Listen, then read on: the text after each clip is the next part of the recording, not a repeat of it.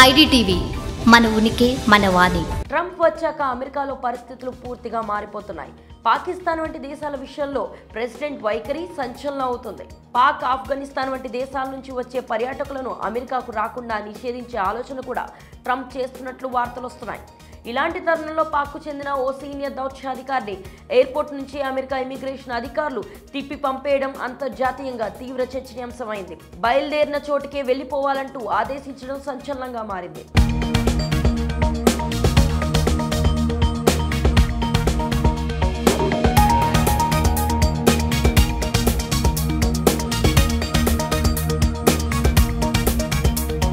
పాకిస్తాన్కు చెందిన సీనియర్ దౌత్యాధికారి కేకే వగన్ కు అమెరికాలో ఘోర అవమానం జరిగింది.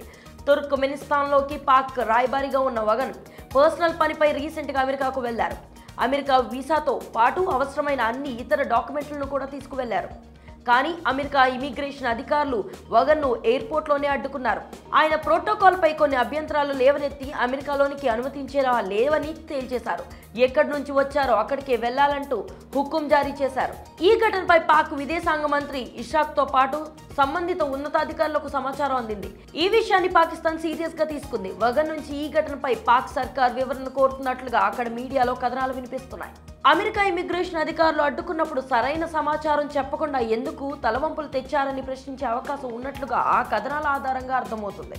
అసలు ప్రైవేట్ విమానంలో అమెరికాకు ఎందుకు వెళ్లాల్సి వచ్చింది, ఏం చేసేందుకు అక్కడికి వెళ్లారు అన్నది కూడా పూర్తి స్థాయిలో విచారణ చేసే ఛాన్స్ ఉన్నట్లుగా తెలుస్తుంది.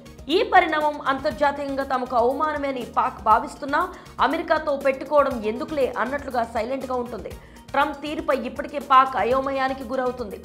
ఇమిగ్రేషన్ తనిఖీలు ఇబ్బందిగా ఉంటున్నాయన్న కారణంతో పాకిస్తాన్, ఆఫ్ఘనిస్తాన్ నుంచి అమెరికాకు వచ్చే పర్యాటకులను నిషేధించాలని ట్రంప్ భావిస్తున్నట్లుగా తెలిసి ఏం చేయాలో అర్థం కాని దశను పాకిస్తాన్ ఫేస్ చేస్తుంది.